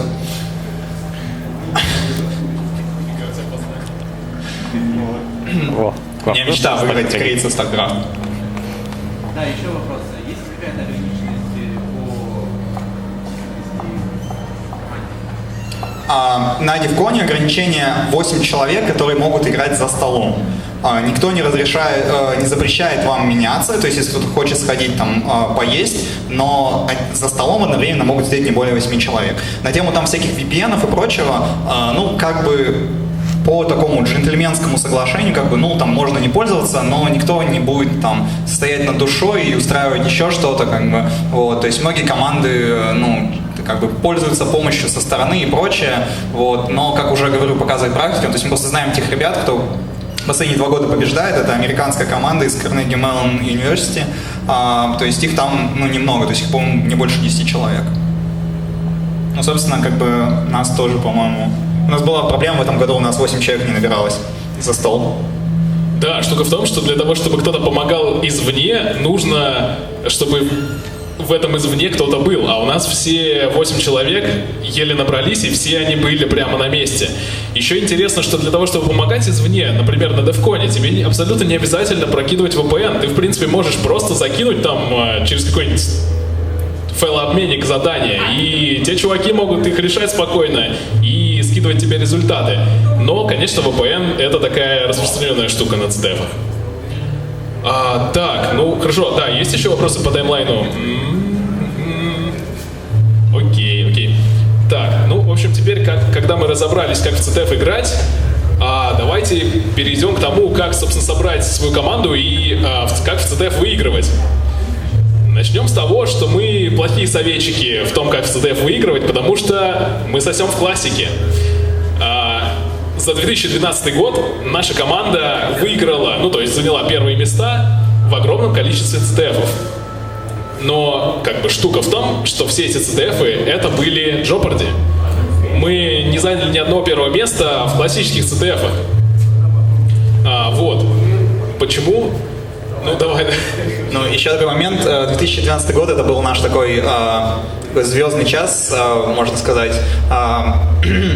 Собственно, мы стали играть чуть-чуть немного другим составом, мы стали выигрывать очень много CDF. Тогда на Divcon ввели такую вещь, как квалификацию. То есть 20 команд, из них 10 команд это те команды, которые приходят из квалификации, то есть то есть Divcon Quals, которые онлайн проходят. Топ-10 команд, они получают проход на Divcon на финал. Вторые 10 команд это победители других очень крупных и хороших CDF-ов, которые проходят в течение года. Собственно, в 2012 году по-моему, у нас было 4, а не больше. По-моему, у нас было прям несколько проходок на Divcon, то есть мы квалифицировались на Divcon с нескольких CDF-ов. Вот так вот. Да, мы квалифицировались с 4, и это рекорд. Вот. Так. Теперь, поскольку мы разобрались, что мы плохие, как играть в CDF, давайте все-таки попробуем это сделать. Попробуем посоветовать. Так. Да. Сейчас надо вспомнить, какая была логика. Смотрите, Почему мы сосем в классике? Потому что классика гораздо сложнее устроена, чем в Jeopardy. В Jeopardy вы можете просто взять, каждый берет по таску, фигачит его, если у него получается, то там круто, очки команде, если не получается, он забивает, берет другой таск. В классике все абсолютно не так. Нужна некая, нужна, в общем... Подожди, тихо. В классике нужно выполнять разнообразные вещи. То есть нужно не только, собственно, искать уязвимости и хакать, но и поддерживать сервисы в API, анализировать трафик и делать дофига других штук. Как играть в классику? Например, было такое предположение, что хорошая штука — это организация и разделение ролей. Хорошо. Хорошо, ты... Давай. Вот. То есть я просто извиняюсь, мы чуть-чуть ускоримся. То есть тут про то, что как строить свою стратегию во время дивкона. То есть, потому что стратегия, она определяет то, сколько вы получите очков. Это как, если у вас есть несколько человек, которые очень хорошо, допустим, ищут уязвимости, но если в этот момент, они не будут закрывать те уязвимости, которые нашли, с вас будут тянуть флаги, вы будете, не в профите. Точно так же, если вы делаете что-то чуть-чуть медленнее. Вот. Точно так же, если у вас в команде не налажено взаимодействие, что, например, несколько человек начнут один и тот же сервис, который, бац, они делали одну и ту же работу, на это все у вас теряется время. Собственно, подхода таких два. Первый подход — это о том, что у вас должна быть хорошая организация в команде. Второй подход о том, чтобы вы должны использовать все преимущества научно-технического прогресса и автоматизировать вашу рутину. Собственно, первый подход — это нужно писать тулы. Тулы, которые будут вам помогать делать многие вещи быстро. Собственно, те команды, которые первый раз участвуют в классике, они часто не занимают, даже если команда сильная, то есть там есть довольно неплохие ребята, они занимают далеко даже не в десятку попадают, именно потому, что они просто были не готовы к тому, что все происходит, то есть это состязание. То есть начнем с того, что когда вы пишете эксплойты, то есть вы написали клевый эксплойт, который эксплуатирует уязвимость в каком-то сервисе, ворует флаг, все классно, вам нужно это делать на 20 командах. То есть вам нужно каждые 5 минут с каждой команды утягивать флаг. Бывают CTF, где 100 команд. То есть мы даже один раз столкнулись с таким моментом, что у нас банально не хватало вычислительных возможностей, чтобы запускать все наши эксплойты на 100-150 командах параллельно. Вот, собственно, первый инструмент — это должен быть какой-то такой фреймворк, который будет за вас запускать ваши эксплойты по расписанию каждые 5 минут, и каждые 5 минут вытягиваются все флаги. Дальше идет момент, когда вы все эти флаги, собственно, стащили, вам их нужно отправить в жюри. То есть копировать ручками жюри — это не есть... вы можете это сделать, проверить, но когда у вас флагов много, то есть 20 команд, каждые 5 минут у вас по 20 новых флагов. То есть вам каждые 5 минут нужно... по какому-то, 4 сервиса, 5 сервисов, то есть 20 на 5, получается 100 флагов каждые 5 минут вам нужно сдавать. То есть, соответственно, должен быть скрипт автоматизированный, который вам каждые 5 минут будет запускаться и сливать все это жюри. Дальше есть такая клевая штука, называется толкач. Хочешь рассказать? Или я могу? Я? Окей. Дальше тот момент, когда вы настраиваете сеть, большинство действий, оно все-таки рутинное, то есть вам нужно проверить, поменять пароли на пользователей, проверить, нет ли файлов, которые глобально доступны на запись кому-то. То есть вначале кажется это что-то, это клево, это нужно делать.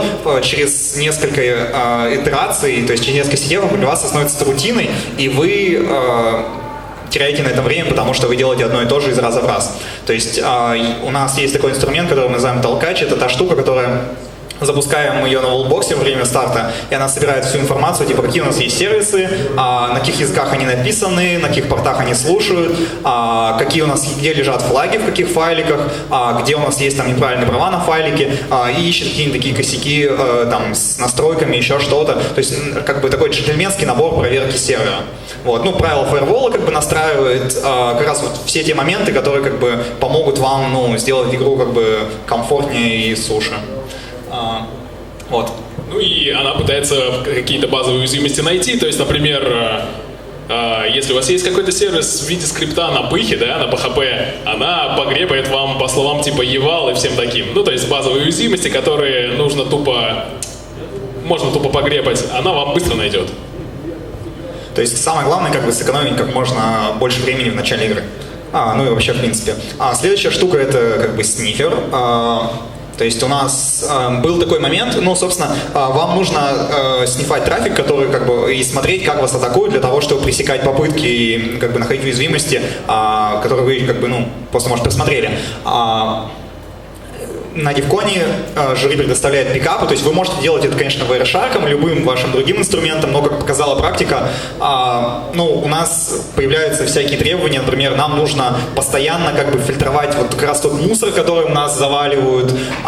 На одном из Девконов был такой момент, команда использовала Zero Day уязвимость в Wireshark и просто клала чужие Wireshark, ну, как бы, потому что чем вы еще будете с GUI интерфейсом как бы смотреть, ну, не в TCP-дампе вы смотрите же там, ну, 10 мегабайт трафика каждые 5 минут. Собственно, мы написали наш такой маленький юзер-интерфейс для нашего снифера, который нам показывает просто все пакеты, как бы, ну и можно делать там разные удобные вещи, типа регулярное выражение по всему трафику, как бы метки расставлять, как бы, и, ну, фильтровать то, что нам не интересно заведомо. То есть для того, чтобы как раз вот, ну, отсечь весь мусор или найти тот момент, когда, опа, в этой сессии передавалось что-то похожее на флаг, да, похоже, или тут есть шелл-код, то есть мы нашли как бы сессию с шелл-кодом, значит, как бы смотрим, скорее всего, как бы здесь была попытка эксплуатации. Вот. И, собственно, у нас есть такая, ну, Влад показывает на эту заветную кнопочку. Некоторые сервисы написаны таким образом, что к нему написать эксплойт очень просто. И многие команды, они пишут эксплойт вот прям вот самым простым способом, который просто соединяется к серверу, сразу вызывает функцию, которая уязвимая, то есть он делает триггерит уязвимость одним буквально пакетом. И тут же получает обратным пакетом флаг. И что мы делаем? Мы просто берем и те же самые данные, даже не разбираясь, как работает сервис, мы просто их как бы реплеим на другую команду и тоже получаем с другой команды флаг. То есть, соответственно, та команда, которая тратила там несколько часов на то, чтобы найти уязвимость, написать эксплойт, мы имеем такой же эксплойт буквально в тот же раунд, когда они стали эксплуатировать. То есть просто нажимаем, ну, у нас есть такой маленький скриптик, который из пикап трафика генерирует нам эксплойт для него. Ну и еще такая штука. То есть все вы читаете там блоги Касперского, Symantec, McAfee и других антивирусов. Ну, мы подумали, чем мы хуже вирусописатели, и решили написать своего бота, свой CC к нему. То есть у нас, собственно, это пошло из чего? Что вместо того, чтобы каждый раунд эксплуатировать уязвимость в сервере, да, можно один раз выполнить код на сервере, залить туда своего бота, и пусть он там выполняется, как бы, и каждый раунд нам новые флаги присылает. Собственно, как бы написали такого бота, который нам, ну и контрольную панель к нему, который выполняется на команде нашего оппонента и присылает нам новые флаги в реальном времени. Вот, собственно, как бы это один из подходов, то есть автоматизируй все, что ты можешь. Как показываю, ну, есть еще один момент, вы можете строить, скажем так, сэндбоксы для ваших приложений, то есть дополнительным способом как-то реструктить привилегии, которые, ну, то есть, например, я хочу сказать, что есть еще один способ, как можно предотвратить выполнение шелл-кода, то есть если вы не знаете, что в этом сервисе где точно уязвимость, вы можете сделать так, чтобы эксплуатировать этот сервис было просто сложнее. То есть, ну, в реальной жизни это как бы включение, люди придумали ASLR, то есть рандомизация адресного пространства и там depNX, то есть когда неисполняемые страницы, можно сделать, пойти дальше, изменить бинарный файл так, чтобы, ну, например, подправить malloc так, чтобы он возвращал каждый раз данных чуть-чуть побольше, чем он должен возвращать на самом деле. То есть для работы программы это будет все нормально, но для тех, кто пишет эксплойт, у вас уже как бы лейаут в памяти будет совершенно другой, и эксплойт других команд будет не работать. Либо, например, через LD preload хукать функции, например, system, exec или других, и просто их как бы запрещать. То есть если эксплойт там прыгает куда-нибудь в libc, эта функция у нас уже будет захучена, и у нас будет наш такой, типа, нашего стража, который будет смотреть, ого, типа кто-то пытается выполнить систем, как бы это значит, это ненормальная работа сервиса, как бы, значит, ну то есть это как работает сэндбокс в антивирусах, тут примерно то же самое. Вот. А как показало, ну, наше общение и наш такой сервей других команд, когда ты получил shell на компьютере другой команды, ты все-таки можешь иногда заметить, что команды тоже раскладывают какие-то свои тулы, или, например, просканить сеть другой команды и найти, да, там какой-то на 8080 порту находится какой-то веб-интерфейс. Вот. То есть, как показал наш опыт, почти все команды, либо все, кто на DevCon участвует, все имеют примерно такой же набор инструментариев. Вот. Еще можете разные инструменты использовать для вашей защиты, как, например, мониторить какие-то левые процессы, либо что кто-то выполнил там bin bash, и оп, значит, это был shell-код.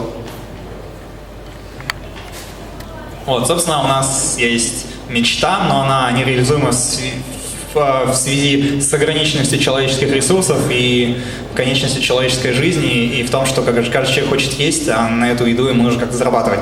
То есть мечта — это как бы единый такой фреймворк, в котором будет находиться все, то есть вся информация в игре, типа что сейчас происходит, сколько мы там тянем флагов, какие сервисы мы эксплуатируем, как они работают.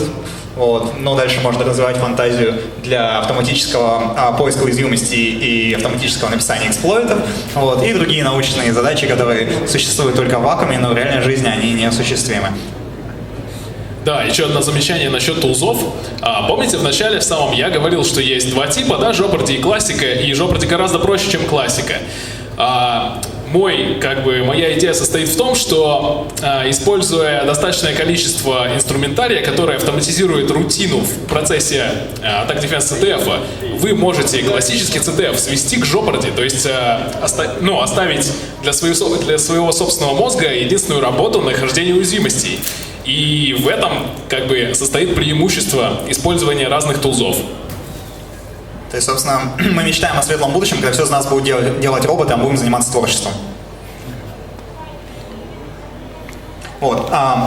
Следующее, то есть первое мы говорили про тулы, это как один из способов одной стратегии, то есть то, что у вас должно быть. Вторая вещь, это у вас должна быть разделение обязанностей или как бы организация в команде. В том, что, как говорится, хорошо организованная рота солдат, она как бы гораздо эффективнее, чем, 10 человек, которые крутые, но они как бы друг друга не переваривают. Вот, собственно, вещей во время CTF очень много, и то есть разные вещи люди делают за разное количество времени в зависимости от своего опыта. Есть люди, которые настраивают сеть очень быстро, а это непременно нужно, когда у вас случаются какие-то приколы, например, сгорел, порт свеча, а у вас идет игра. Такое бывает. Вам нужно быстро взять и найти новый свич, поменять, перенастроить его. Вот так вот. Либо, например, кто-то вас поломал, и в этот момент у вас там shell висит на сервере, да? То есть вам нужен человек тоже, который будет иметь там быструю реакцию, который сможет очень быстро написать kill и beat процесса. Естественно, понять, что что-то на сервере происходит не так. И еще один такой момент. Все тулы — это, конечно, хорошо, но все тулы нужно мейнтейнить, то есть за ними нужно следить, что они работают правильно. Потому что часто приходит так, что что-то не то. То есть какая-то команда, например, как было на этом DevCon, то есть мы нашли просто у одной команды мы нашли их демона, который слушал флаги, то есть у них была такая стратегия. Они выполняли скриптик на сервере, который взламывали, и отправляли бэк-коннектом флаги назад. То есть мы нашли то есть этот хост в трафике, вот, и просто стали генерить рандомным, случайно данные, которые похожи на флаг. И так мегабайтами, одним сплошным потоком, стали им отправлять. После этого пришли организаторы, сказали, одна из команд задосила сервер сдачи флагов. Вот. То есть следующая обязанность это того человека, который будет сидеть и мониторить вообще весь трафик, как бы вообще, ну, что происходит, искать такие моменты, когда ну, кто-то пытается поломать, вытаскивать из трафика эксплойты, генерировать эксплойты, которые можно легко зареплеить и атаковать с помощью них другие команды. Либо чуть-чуть их допиливать, чтобы они были рабочими, и опять же атаковать другие команды. То есть такой универсальный сисадмин. Ну, очень важная штука, тот, кто помогает нам не умереть с голода во время CTF-а. Ну, в принципе, всегда как бы находятся друзья или кто-то, кто как бы не играет, или, может быть, ну, там, девушки, жены, еще кто-то, кто может банально просто помочь нам не умереть. То есть сходить в магазин, принести еды, потому что никто не соберется там, оп, ребят, перерыв на обед. Как англичане встали, пошли, поели, как бы потом вернулись играть. То есть жажда, как бы все-таки победа, она берет над тобой вверх, и ты как бы, сидишь, фигачишь, не думая как бы, о еде, о времени и прочем. И главное, то, что должно быть люди, которые целенаправленно знают, что такое бинарные уязвимости. Тут маленький момент, что как бы DevCon, как я уже сказал, что был ARM Linux, все сервисы были бинарные, то есть должны быть люди, которые как бы разбираются в предметной области того, как бы, ну, специфики CTF. То есть, например, CTF какой-нибудь будет на веб, преимущество будет у тех, у кого больше людей, которые знают веб. То есть на DevCon преимущество дается как раз таки реверсу. Вот, и то есть должны быть люди, которые как бы умеют умеют пользоваться IDA и умеют как бы помимо того, чтобы найти уязвимость и отреверсить, еще знают, как написать эксплойт и как написать его хорошо, так чтобы его очень быстро не нашли. Собственно, как бы вот такие есть два способа организации победы на CTF. У нас есть маленькие проблемы как с первой, так и со второй частью. Вот, какие-нибудь вопросы? А разве англичане 5 пуховых не идут пить чай? То есть, как говорится, что как бы, люди сидят 8 часов и никто никуда не ходит. Кстати, почему-то нет английских команд на DevCon, но это, не знаю, какое-то недоразумение. Но мусульмане там на бас совершенно. На чай ходят. Мусульман тоже нет. Какая-то дискриминация. Греки есть. Греков, по-моему, нет. Ну, так, примерно могу сказать. Есть команды как бы из Соединенных Штатов, есть команды из России, команды из Китая, Японии, Тайваня, Кореи, Германии. Точно. Ну, поляки, да, есть еще такие ребята, которые... это Google Security Team, так как-то получилось, что Google Security очень много как бы людей имеет из Польши, вот, и так как это Google, и они, то есть у них как бы что-то там чешется, что как бы, так как это Google, они должны быть обязательно number one, вот, эти ребята очень попу рвут на то, чтобы стать number one во всех сетях. У них? В этом году, да. То есть, ну, они как бы молодцы. То есть. Ну, то есть, есть такой ресурс, называется ctftime.org. У нас даже есть человек, который как бы этот ресурс, по сути, как бы создал, его поддерживает. А мы храним на этом ресурсе после каждого CTF, то есть примерно такую рейтинг, статистику, то есть какие CTF были, какие CTF будут, если вы хотите поучаствовать, то есть просто можете на RSS feed на календарик подписаться, у вас будет актуальная информация, во что можно поиграть на следующих выходных.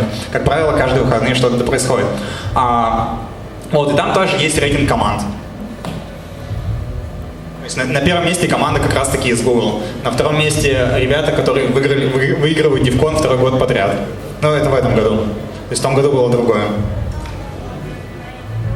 То есть мы закончили с DevCon'ом, общей частью. Я сейчас расскажу о том, какие были сервисы и какие были в них уязвимости. Скинешь? То есть пока мы заливаем вторую часть презентации. Есть ли еще вопросы? Используете ли вы фреймворк Palm Tools, по-моему, так называется? Какой фреймворк? Palm Tools. Palm Tools, это который на питоне написан? Ну, как бы... Так уж получилось, что каждая команда пишет что-то под себя, просто какие-то немцы, насколько я помню, они, да, то есть одна команда написала фреймворк на питоне. Ну, как бы фреймворк это звучит, потому что что-то у них есть, что-то у них нет. То есть набор как бы многого того, что вам понадобится во время CTF, и можно автоматизировать на питоне, они это выложили в open source. То То есть, ну, им спасибо большое, как бы я это посмотрел, как бы, ну, то есть нам он не пригодился. У нас это и было и без них. Окей, собственно, было 5 сервисов. Один из них был Batch. Я могу стоять, я просто немного устал сидеть. Вот. Извините, ребята, что мы заставляем вас сидеть, но вам еще можете встать, но вам еще придется потерпеть минут 15. Окей. Один из сервисов. Сервис назывался Элиза. Он представлял из себя что-то вроде... Элиза это называлась старая игрушка 80-х или 70-х годов, где ты на космическом корабле путешествуешь по галактике и, по сути, зарабатываешь торговлей. То есть летаешь по планетам, на одной планете что-то покупаешь, на другой планете что-то реализуешь. То есть это была такая обычная текстовая игрушка, ну, из 70-х, 80-х годов. Собственно, по сети был такой как бы веб-интерфейсик к ней. Вот. Она была бинарная. Как бы, ну, можете представить, да, то есть человек заходишь, там пишешь jump, имя планеты, куда-нибудь прилетаешь, смотришь какой-то команды, по-моему, market, что на этой планете продается, покупаешь, продаешь ресурсы, прыгаешь на другую планету, как бы, и вот такая вот телнет-сессия, по сути, была сервисом. Текстовый RPG. Как бы я сейчас приведу то, что мы отреверсили, как игра была внутренне устроена. То есть была структура, которая описывала твой корабль, а структура была таким образом, что на корабле находилась массив ресурс, в котором было 35 элементов. Это те ресурсы, которые у вас есть на корабле. И был массив команд, это как раз тот массив, который, что вы можете делать с помощью, то есть это та менюшка, которая вам выводилась, когда, то есть help это help, buy, sell, info, jump и прочее. Commands, в объекте commands хранилось имя команды, то есть который ты должен был ввел, и handler это был указатель, ну там тут маленькая ошибка, то есть это был указатель на функцию, которая выполняла обработку этой команды. Вот, а ресурс, соответственно, как бы это была запись, где это было имя ресурса и всякие элементы типа его количества, стоимости и в таком духе. То есть после того, как мы дизассемблировали, оказалось и, ну, такой приводим псевдокод на C. Вся логика сервиса была к тому, что вначале инициализировалась структура, которая корабль описывает, инициализировались все команды, которые можно выполнять во время игры, а после этого был цикл, который читал каждый раз команду и выполнял функцию парсинга того, что делал пользователь. А функция парсинга, она была очень простая, она пробегалась по массиву команд, и если она находила в имени команды соответствие, и этот хендлер существовал, она вызывала хендлер этой функции. Собственно, для этого сервиса было одно маленькое преимущество, были доступны символы, и мы знали как бы имена каждой функции, это немножко ускоряло то есть понимание логики и как бы поиск уязвимости. Собственно, уязвимость номер 1. В сервисе была такая функция, которая называлась myPrintf. То есть как бы логика того, как можно найти уязвимость.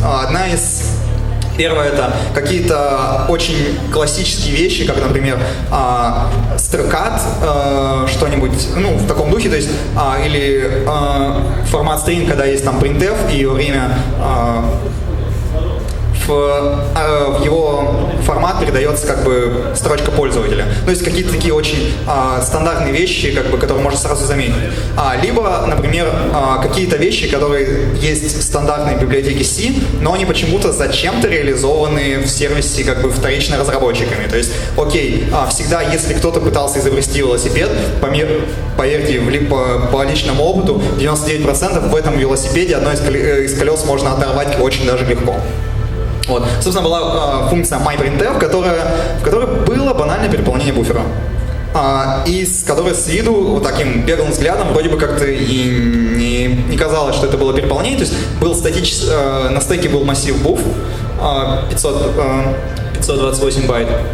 Вот. И, собственно, время обработки %s была такая ошибка, которая с виду вроде бы какая-то проверка на размер есть, но если эта проверка проходит, мы просто выведем то, что сейчас есть в буфере на консоль, а после этого сделаем мем-копии без всяких вопросов. То есть если пользователь написал там, передал строчку, то есть %s, и аргументом была строка там 800, 1000 или сколько-то символов, то есть мы там сколько-то выведем, да, то есть, а после этого сделаем мем-копию. То есть и тем самым мы то есть перетрем буфер, и все, что находится за буфером. То есть там был адрес возврата и как бы другие выхлопы. Соответственно, как можно ее эксплуатировать? В одной из команд DoJump. На самом деле просто только в одной команде вызывалась printf, там, где ее можно было проэксплуатировать, там, где мы контролировали, был %s, и мы контролировали аргумент для этой строчки. То есть тут только в одном месте, как бы, ну, по сути, был триггер для уязвимости. Соответственно, многие команды делали очень просто. Они писали эксплойт, где соединяешься с сервером, сразу делаешь jump, а после этого большая строка, где-то там много и данные, похожие на shell-код. И, собственно, сразу понятно, что как бы тут уже есть выполнение уязвимости. Вот. Ну, возможность... то есть, вторая задача, как можно это поправить, то есть в бинарном патче. Мы, например, это делали, вот в этой функции мы правили в тот момент, когда инициализируется стек, мы делали, чтобы на стеке выделялось там не 528, а там выделялось 4 килобайта, как бы, чтобы было достаточно места, чтобы переполнения буфера не было. Вторая была ошибка, как я помните, там была, я когда показывал структуру корабля, у каждого корабля есть массив с теми ресурсами, которые он как бы на себе несет, имеет. Функции buy, которая покупает новый ресурс, она проверяет, есть ли тот ресурс, который мы покупаем, уже у тебя в трюме. Если он есть, то он в существующей записи отлично добавляет сколько там количества и все хорошо. Если нет, он добавляет как бы новую запись. И был такой же момент тоже, опять было сравнение о том, что мы покупаем ресурсов больше, чем, то есть мы достигли предела нашего трюма, после этого, выводится такое сообщение, что вы купили слишком много, а после этого нету никакого завершения, то есть нету никакого вывода ошибки, программа честно добавляет новый ресурс дальше по массиву. Как уже здесь было, после ресурса идет структура commons, и, соответственно, как только вы купили 36 ресурсов, 36-й ресурс будет записан в то место, где находится commons. И количеством этого ресурса вы перетрете указатель handler, который как бы и даст вам возможность прыгнуть по любому адресу, который вы хотите. То есть, соответственно, тут было две уязвимости, которые первая была вот с printf, вторая была с такой вот логикой, что как только вы в игре достигли какого-то состояния, то есть что-то пошло не так. Соответственно, тоже одна из задумок организаторов, то есть одна уязвимость легкая, чтобы ее нашли быстро и стали эксплуатировать. Вторая уязвимость сложнее, чтобы ее проэксплуатировать, надо чуть-чуть подзаморочиться, написать клиента, такого бота к игре, который там оббегал планеты, то есть у нас эксплойт был, это был бот, который бегал по планетам, покупал, продавал, собирал достаточное количество денег, чтобы купить по каждому, даже не по каждому ресурсу, то есть покупал ресурсов ровного количества так, чтобы его, количество этих ресурсов, оно превращалось в адрес, по которому мы прыгаем, то есть мы покупаем достаточное количество ресурсов, этим ресурсом формируем адрес, и по нему уже прыгаем, тем самым получаем выполнение кода в нужном нам месте. Это был первый. Какие вопросы есть?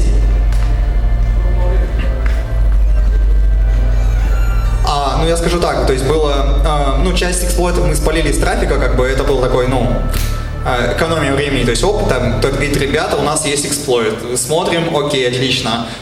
У нас тоже теперь есть эксплойт, и у нас тоже там через минут 10-15 у нас есть место, где находится уязвимость, еще может быть там через полчаса у нас есть патч. Сколько на это время уходит? Чем быстрее, тем лучше. На реверс Элизы, по-моему, ушло несколько часов, по-моему, часов до 4, вот так вот. Погромче, можно, пожалуйста? Ну как, из трафика, то есть понятно, вы как бы все равно у вас есть какие-то статистические методы, и голова на плечах, вы видите, что, допустим, идет там, все пакеты можно разделить по категориям. Там, оп, идет мусор, оп, идет там кто-то отправил, что-то принял. А потом вы видите трафик, где идет очень много пакетов, то есть кто-то целенаправленно играет в эту игру, а после этого идет какая-то, ну то есть два варианта, либо какая-то зашифрованная фигня, что не относится к игре, а либо идет флаг в открытую. То есть и понятно, что как бы это был эксплойт, но этот эксплойт не получится как бы тупо зареплеить, потому что здесь есть сложная логика. Ну, собственно, как бы ищи уязвимость в том месте, который сложно зареплеить, и у тебя будет преимущество. Что те команды, у которых есть такая же чудесная кнопка, как у нас, они будут не удел. А как бы не все команды даже поймут вообще, что происходит иногда. Вот, собственно, второй сервис был, там был веб-сервер, написанный, на C, соответственно, то есть он что-то там выполнял, там была как бы очень тупая была уязвимость, там был просто path traversal, то есть можно было через двоеточие как бы, обращаться к любому файлу и читать флаги. Как бы это был такой маленький недосмотр организаторов, они это быстренько подправили путем того, что стали фильтровать имя флаг, то есть файл для каждого сервиса, флаги лежали в файлике с именем флаг. Вот. Собственно, как бы организаторы подправили, сделали фильтрацию, что если ты делаешь там get flag, он тебе возвращает 404. Одна из команд обошла это тем, что они, когда получили shell на одном из сервисов, они сделали symlink на как бы этот файл и просто через веб дергали через этот symlink. Вот. Там был веб-сервер, который реализовывал полноценный HTTP протокол с множеством заголовков, и у него была одна особенность. У него был свой собственный скриптовый язык, который представляла вся виртуальная машина. Вот, то есть, как бы ничего такого уж сильно грандиозного, то есть там была реализация, где в одной функции вначале парсил HTTP запрос, находил request, выставлял флаг, а потом, делал обработку для каждого запроса. То есть у него был специальный метод, то есть у него были, разумеется, нестандартные методы, которые тоже что-то делали, то есть там не так интересно. Вот. То есть я сейчас расскажу, как раз у него был специальный свой скриптовый язык, у него был метод eval, чтобы этот скриптовый язык выполнить. То есть скриптовый язык был примерно в таком виде. То есть у него были какие-то имена операций, немного не соответствующие какой-то реальности. Вот. И в языке не было никакого функционала читать файлы. То есть это была простая вычислительная машина, которая где-то мог выделить переменную, там прибавить, разделить, что-то сделать со строчкой, типа там конкатенировать, обратиться к какому-то элементу, то есть это был ничего злонамеренного через этот скриптовый язык сделать было нельзя. Собственно, как бы виртуальная машина довольно очень простая. Там была, то есть функция doEval, которая инициализировала структуру. Соответственно, если данные пришли к zip, она их просто разжимала. Это как один из таких возможностей, когда можно было, то есть пожал данные, отправил, и как бы в трафике сходу не видно, что как бы передается. Вот. То есть виртуальная машина очень простая, то есть инициализируется структурка виртуальной машины, а потом просто в циклике бесконечном выполняются ее инструкции. Вот. То есть, что из себя представляла виртуальная машина? Виртуальная машина была объект, у которого был указатель на данные, и был массив таких вещей, как переменные. То есть всего переменных было 100, и каждая переменная могла быть как бы 4 видов. Она могла быть как массив, как байт, как 2 байта и как 4 байта. Вот. Собственно, как бы сейчас вот.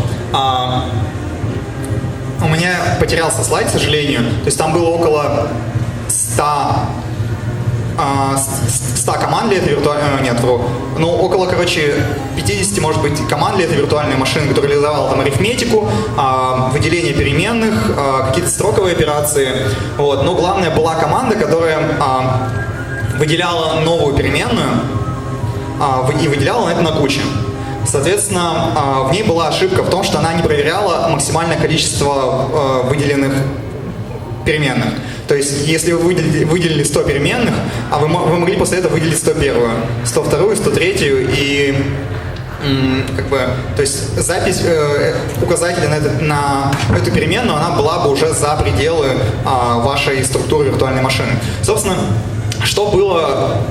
То есть была уязвимость на эксплуатацию на куче, то есть там use after free, вот, либо повреждение кучи, а для этого нам нужно знать структуру вообще памяти, то есть как выделяется память. То есть в памяти у нас находится виртуальная машина, в которой есть сколько-то указателей на 100 переменных. После этого, когда мы выделяем переменную, следующим после виртуальной машины выделяется память под эту переменную. То есть функция была написана для выделения таким образом, что вначале выделяется как бы объект под эту переменную, потом выделялось объект, который описывал эту переменную, а потом выделялось имя под эту переменную. То есть если вот сюда вернуться, то есть первым выделялся variable value, то есть как бы само значение этой переменной, потом выделялся variable obj, то есть делался маллок. Вот, а после этого выделялась память под имя. Собственно, как бы, что здесь происходило? Когда мы выделили 100 переменных, стали выделять больше, мы стали залезать куда-то на память, на чужую. И в один прекрасный момент мы залезли как раз-таки на объект, который, то есть variable value. И если мы выделили как бы, то есть и мы имели возможность переписать какими-то произвольными данными объект variable value.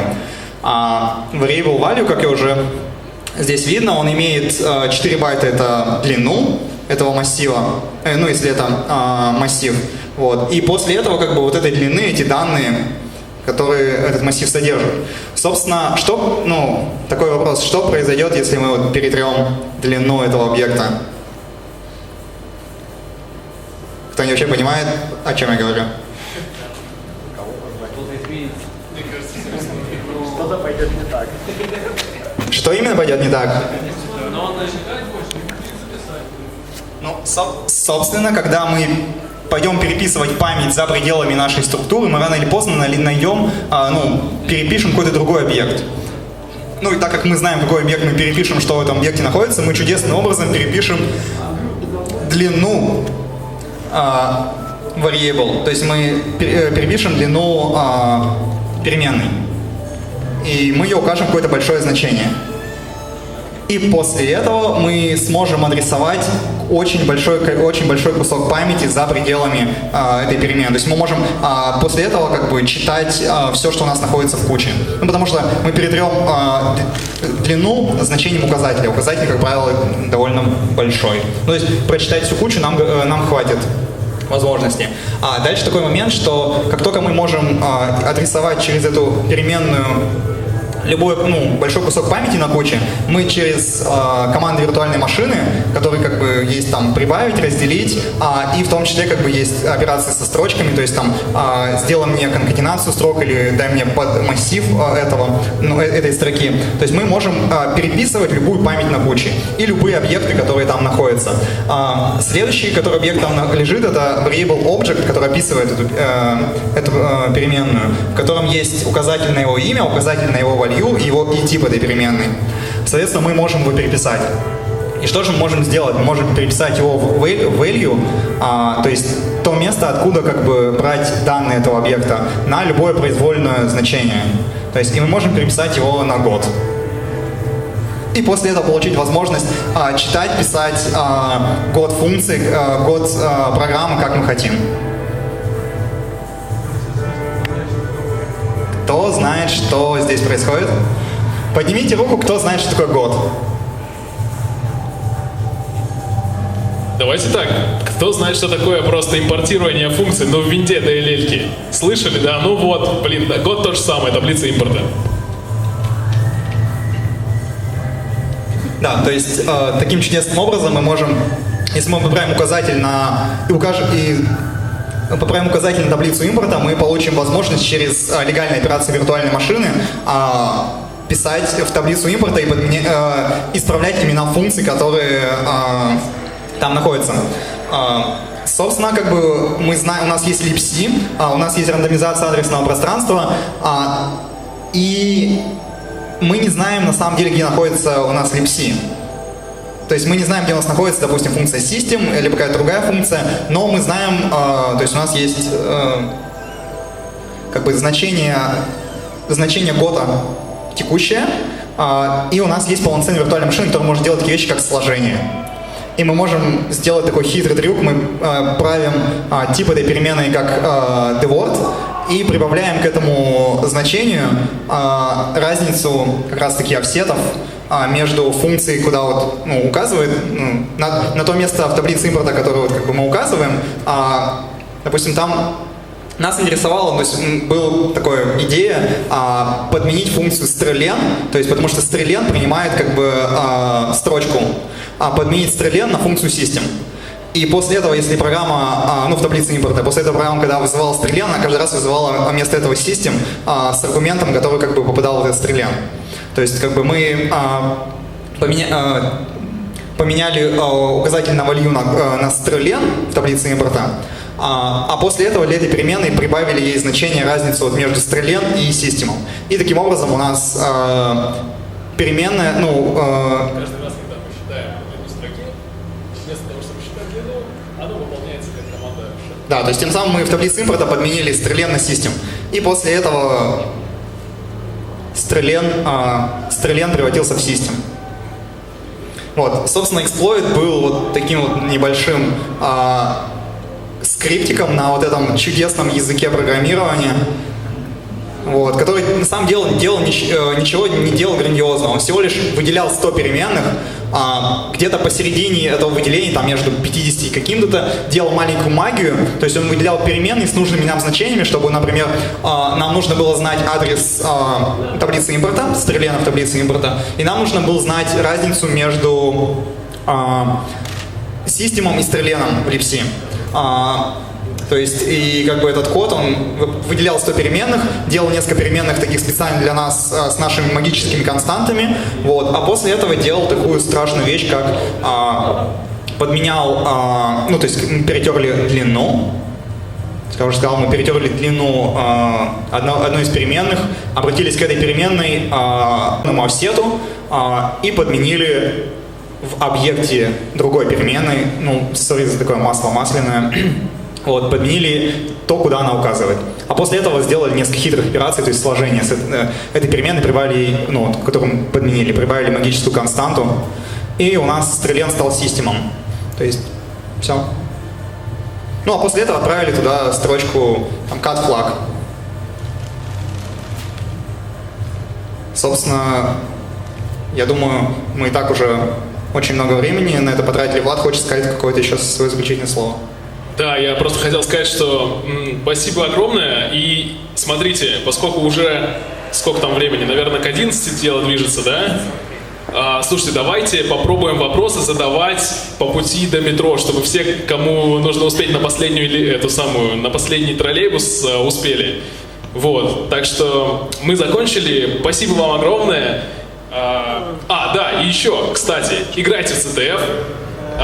И как некую мораль можно сказать, что следующий CTF, наверное, следующая классика будет зимой. Это, во-первых, ICTF, который организует университет Санта-Барбары, американский, и он проходит онлайн. Что? Да, и RUCTF-E, который организует русская команда из Екатеринбурга, он будет в ноябре. И, естественно, заходите на ctftime.org, там, все это расписание, все рейтинги команд и все такое. Вот, спасибо огромное. И такая маленькая реклама, свою работу я нашел как раз-таки на CTF. И я. И Влад тоже. То есть к нам просто подошли и сказали: ребята, мы хотим вас, не хотите ли вы к нам прийти на собеседование? Ну, вот как-то было так. Попросил срабатывать.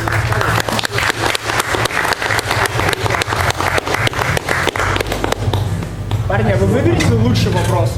Или два лучших вопроса?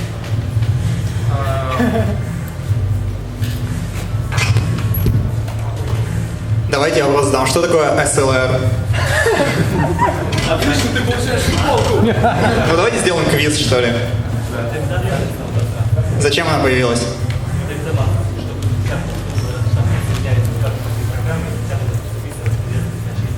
Отлично. У нас есть один человек, который получает футболку. Сколько у нас еще футболок? Ну, еще одно точно. Кто получил?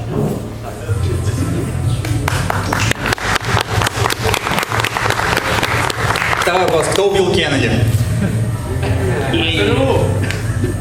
Отлично. Здесь нет ребят, которые ломали Пентагон. Черт. У нас есть второй победитель.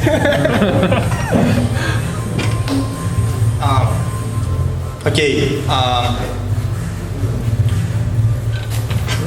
Какой размер этой футболки? Ну, мне на самом деле понравились вопросы вот от тебя, парень, так что очень даже, по-моему, по крайней мере, ты задавал в тему и много.